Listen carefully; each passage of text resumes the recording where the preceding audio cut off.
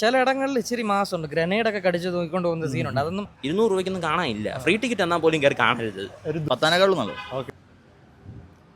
Yes, അപ്പോൾ ഇന്നത്തെ cinema YRF യൂണിവേഴ്സിൽ നിന്നും ആലിയ ഭട്ട് നായികയാകുന്ന ആക്ഷൻ മൂവി ആൽഫ കണ്ടിറങ്ങി ഓടിച്ചുകൊണ്ട് എങ്ങനെയുണ്ടായിരുന്നു റിവ്യൂ ചോദിക്കാം. യൂണിവേഴ്സിന്റെ പരിപാടികളും ക്യാമിയോ ഒക്കെ ഉണ്ടായിരുന്നു. അപ്പോൾ നേരെ ആൽഫ റിവ്യൂലേക്ക് ആയിരുന്നു. ആൽഫ കണ്ടിട്ട് ബേസിക്കലി ഒരു ആവറേജ് ആണ്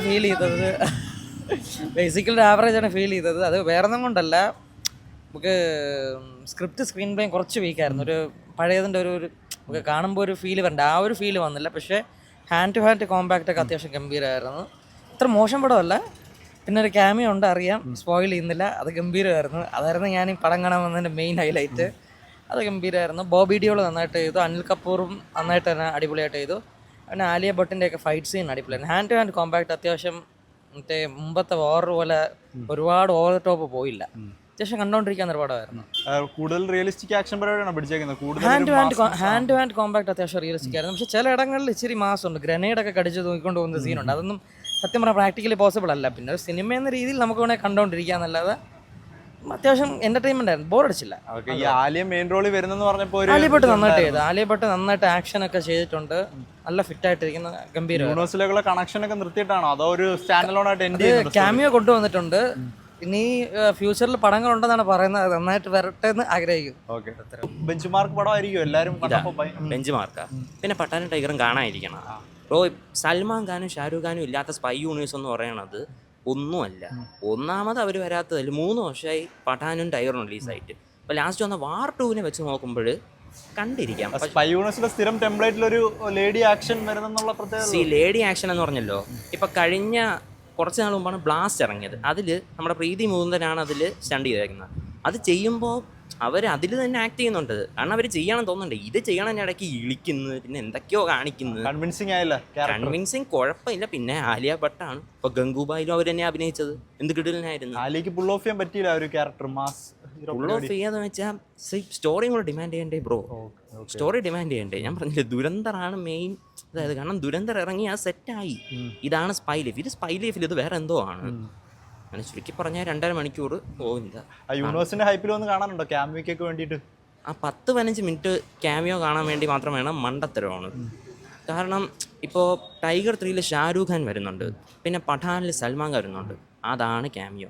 ഇത് പോരെ, വെറുത്തല്ല ബ്രോ. 200 രൂപയ്ക്കൊന്നും കാണാനില്ല. ഫ്രീ ടിക്കറ്റ് എന്നാൽ പോലും കയറി കാണരുത്. ഒരു ദുരന്ത ലെവലിലോട്ട് മാറിയോ? വാർ 2 അത്ര ദുരന്തമല്ല. വാർ 2 ലാസ്റ്റൊക്കെ ആയപ്പോൾ കോമഡി ആയി പോയതാണ്. ഞാൻ OTT കണ്ടിട്ട് പോലും എനിക്ക് തലവേദന എടുത്തു പോയി. ആക്ഷൻ എന്നൊക്കെ പറഞ്ഞ് ട്രോൾ ചെയ്തായിരുന്നു. എങ്ങനെ ഉണ്ടായിരുന്നു? കൊള്ളാം ബ്രോ, കുഴപ്പമില്ല. എന്തൊക്കെയാലും വാർ 2 ഇല്ലയോ? വാർ 2 ആയിട്ട് കമ്പയർ ചെയ്യുമ്പോൾ ഭയങ്കര ബെറ്ററാ. ഔട്ട് ആൻഡ് ഔട്ട് ആലിയ തന്നെയാണ് മെയിൻ. അല്ലല്ല, എല്ലാവർക്കും അതിൻ്റെതായിട്ടുള്ള കുഴപ്പമില്ലാത്ത ഏറ്റവും നല്ല സ്പേസ് കിട്ടിയേക്കുന്നത് ക്യാമിയോനെ തന്നെ. ക്യാമിയോ വിളിച്ച് യൂണിവേഴ്സിൽ പ്രോപ്പർ യൂണിവേഴ്സ് പടം തന്നെയായിട്ടാണ്.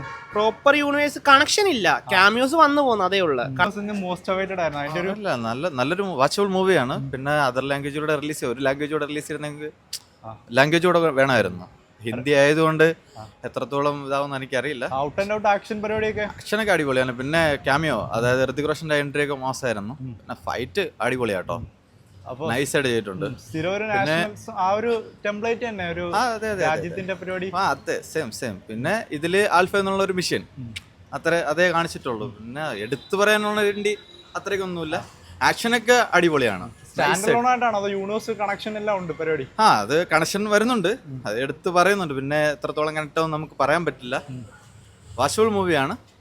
പിന്നെ എന്ത് പറയാനാ, പുള്ളി വില്ലൻ റോളൊക്കെ അടിപൊളി ചെയ്തിട്ടുണ്ട്. ക്യാമിയോക്ക് വേണ്ടി കണ്ടി ക്യാമിയോ അത്രയൊന്നുമില്ല, ജസ്റ്റ് ഒരു ഹൈപ്പ് ഒരു അത്രയേ ഉള്ളൂ. കൊള്ളാം. യശ്രാജിന്റെ ഉള്ളതിൽ നല്ലതായിരുന്നു. പത്താനേക്കാളും നല്ലത്. ഓക്കെ. എങ്ങനെയാണ് ത്രൂ ഔട്ട് ആക്ഷൻ പരിപാടി പിടിച്ചിട്ടുണ്ട്? ആക്ഷൻ ആണ്. എല്ലാരും പ്രതീക്ഷിച്ച പോലെ ഒരു ക്യാമിയോ ഒക്കെ ഉണ്ട്. കൊള്ളാം. ട്രെയിലറൊക്കെ ഇറങ്ങിയപ്പോ എല്ലാവർക്കും അത്ര ഇഷ്ടപ്പെട്ടില്ല. ഇല്ല, പക്ഷെ എനിക്ക് പേഴ്സണലി കൂടുതൽ ഇഷ്ടമായി. എടുത്തു പറയാനായിട്ട് ആ സ്ഥിരം ഒരു യൂണിവേഴ്സ് ആലിയ ഭട്ടിന്റെ ആക്ഷൻ സീക്വൻസ് ഒക്കെ അടിപൊളി. സ്പൈ യൂണിവേഴ്സിലെ സ്ഥിരം ടെംപ്ലേറ്റ് തന്നെയാണ് പിടിച്ചേക്കുന്നത്. സ്ഥിരം ടെംപ്ലേറ്റ് തന്നെ, പക്ഷെ കൊള്ളാം. ക്യാമിയോ ഹൈപ്പൊക്കെ കൊള്ളാം. ഹൈപ്പ് ഉള്ള സാധനം. സർപ്രൈസ് ഒക്കെ വെച്ചിട്ടുണ്ട്. ഇല്ല, ബെസ്റ്റ് ഹൈപ്പ് മൊമെന്റ്സ് അധികം ഇല്ല, പക്ഷെ കൊള്ളാം. ഈ ക്യാമിയോ നല്ല രസമുണ്ടായിരുന്നു. ആ ഒരു ബഡ്ജറ്റിന്റെ ഒക്കെ കാണാനുണ്ട്. ഉണ്ട്, തീർച്ചയായും. നല്ല സിനിമയായിരുന്നു. സെക്കൻഡ് ഹാഫ് കുറച്ചുകൂടെ സ്പീഡായി. സോ YRF യൂണിവേഴ്സിലെ ബെസ്റ്റ് ആക്ഷൻ പടം എന്ന് പറയാൻ പറ്റുമോ? എങ്ങനെ YRF യൂണിവേഴ്സിൽ ഐ ഡോണ്ട് നോ, അതിനെ കുറിച്ചൊന്നും അറിയില്ല. എന്നാലും ആലിയയുടെ ആക്ഷൻ അത് പരിപാടി ആരെയും അറിയില്ല.